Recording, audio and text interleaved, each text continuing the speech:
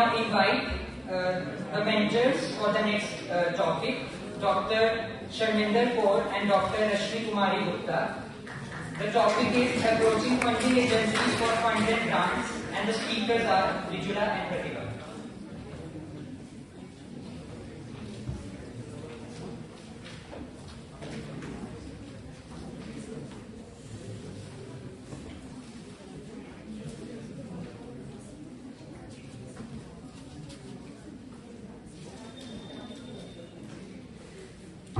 Good afternoon everyone, I am Rijula Arora and I am Pratibha Shalli.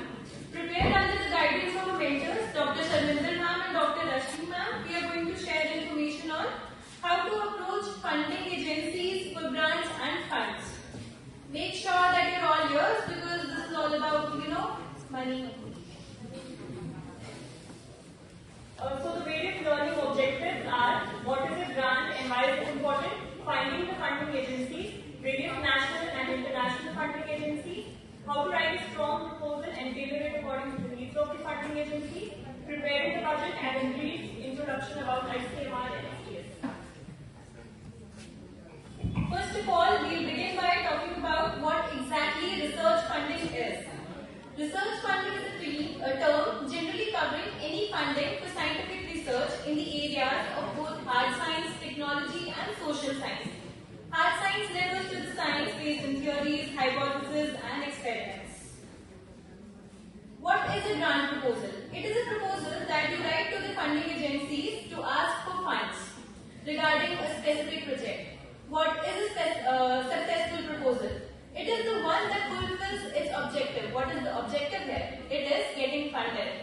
Why is the skill for grant proposal needed? Grants are an important part of researchers' career because their whole research depends upon it. Now, how to find the funding agencies? Prepare a list of all the possible funding agencies. Funding specific to the field. This means that the research companies fund on the topics pertaining to specific fields. You can go to the website of the funding agencies and check under the subheading About. This will show you the list of their topics of interest as it was mentioned by my friend earlier. You can choose the agency according to your turf of research. Match your proposal with the priorities of the agency. It is a very time-consuming task, but in the long run, it will yield great benefits. Moving to the next objective, the various national and international funding agencies. The various national funding agencies have central, some state-run, and some non-governmental agencies. Central has the most talked about ICMR under the Ministry of Health and Family Welfare. Central Ministry of Science and Technology has Council of Scientific and Industrial Research, the CSIR, Department of Biotechnology, Department of Science and Technology. Non-governmental agencies include Lady Tata Memorial Trust and Azim Premji Foundation. Now talking briefly about these and their main priorities, DHR and ICMR. ICMR has a system of translational and extramural research programs. It funds mainly the clinical, epidemiological, and experimental aspects. The Department of Health Research, DHR, is focused mainly on translational and implementational research, non-communicable disease, mental health, genetics, etc. Now CSIR, the Council of Scientific and Industrial Research. It has developed several drugs for various diseases. Its vital areas of focus are toxicology, phytomedicine, etc. The Centroman, a product of CSIR, is a fertility control drug, but after trials it was repurposed as anti-cancer drug. Next we will talk about Department of Biotechnology. It has made a major impact on development of biotechnology related products for healthcare as well as other sectors. Diagnostics and vaccines and other healthcare products, they have been developed with the financial support of DBT. Programs such as SBIRI, which stands for Small Business Innovative Research Initiative, they have changed the Indian landscape. DBT has several institutions in selected areas. These include genomics, stem cells, genetic engineering, immunology, diagnostics, DNA fingerprinting, etc. Now, DST, Department of Science and Technology. It is an umbrella science agency in India and funds biomedical basic and applied research in significant manner. Areas include both pertaining to infectious as well as non-infectious diseases.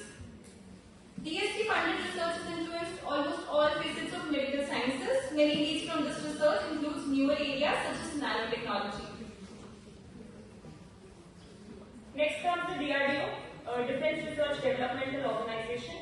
It provides not only self-reliance in defense but also areas of health. It has developed several methods of diagnosis of infectious disease and provides good affordable equipment such as ventilators, biotoxins. Now, various international funding agencies. We have USNIH, Bill and Melinda Gates Foundation, the European Union and World Health Organization. Now, this was all about the various agencies. Now, how do we actually make a strong proposal for to increase the chances of its selection? Now, these proposals are to be made by intellectual professionals, so make sure you get your terms right. Clarify any queries with the funding agencies. When in doubt, you can always reach out to them. Be realistic in designing the project. Don't undersell your project, nor even oversell it. Study successful proposals. You can always see the proposals of your colleagues or mentors or even seniors, and you can see what fit for them. Collaborative network. You can always collab with some other institutes and other departments. This will increase the success rate of the proposal. Now, establish a good track record before going it large. Highlight knowledge, gap, and mobility. Know which sections of the society is it serving, and is it serving the socio-economic weak or something. Highlight impact of work in terms of societal benefit and appropriate budget with a strong justification behind. Next is, this was all about your objectives of the research. Next is, you have to tailor it according to the priorities of the agency. So, when you're writing a proposal, always make sure you're writing what the funding agencies are looking for, what is the novelty of your idea, is it worth flowing for the society, and are the conclusions valid or not. Next step is get your proposal reviewed by the colleagues or experts, submit it to the agency, wait for the decision, and accept from your side or reject it. Now, about preparing the budget. We know that this is a very crucial part, and we have to prepare a budget that we have to send to the funding agencies. While preparing a budget, there are few things that you have to keep in mind. First is, when you prepare a budget, prepare it in a tabular form, like in a spreadsheet, and add valid justifications for the items you've added, and try to avoid any mathematical errors in your spreadsheet. Categories under which we place the items while preparing the budget include recurring and non-recurring. Recurring are the ones that need renewal from time to time, and non-recurring are the ones that do not need renewal but might need maintenance. Recurring includes staff and personal. For the staff, be explicit about the skill sets you need in the members. Put in the budget only for the time period required. Now, a very important point here is, try to show the people who are associated with the institution who work on a regular pay at zero cost in your budget. This shows your willingness and dedication to do the research. Consumables and supplies. This include printer, ink, syringes, vacuum cleaners, paper, glove, mask, etc. For this, budget generously but genuinely. And for the non-recurring, this include equipments. Do mention the make and model of the equipment you need. Again, put the available equipment as zero cost and add the maintenance cost of the equipment as well. Others include travel, overhead charges like telephone, vehicle space, and consultancy charges. Now, this is an example of a spreadsheet showing how you have to put your budget. For example, under the staff, you need scientists, technical assistants, etc. You put in the right justification for it.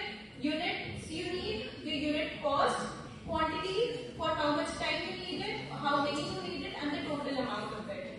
Then again, for the equipment you do, consumables, travel, etc. Now, this is the flow chart showing the outflow of funds from the funding agency. It goes to the people, to the equipment, the infrastructure you need, the facilities, publishing, and distribution. Now we talk about ICMR, the part that most of you present here would be interested in, short-term studentship.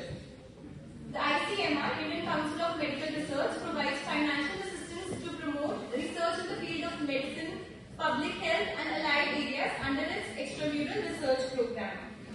ICMR provides short-term studentship to support UG medical students to undertake research work. It aims to promote the research culture in medical colleges. To apply for the ICMR STS funding, official website and under the heading Grants, click on STS. Fill in the form, read all the rules and regulations thoroughly. Here in STS, the grant is given in the form of scholarship. Then you submit the budget along with the report after your research is done. Scholarship given to the UG students as per the new guidelines is a sum of rupees 50,000 per student if your report gets selected. That is 25,000 for each month you will be working on your project. Now what are the messages you will take home today after this? Grant proposal, it is an important skill. Strong proposals require a lot of practice. Do not despair if you are rejected. Start small, establish your track record, align with the agency's priorities and be aware of the conflicts of interest. Thank you.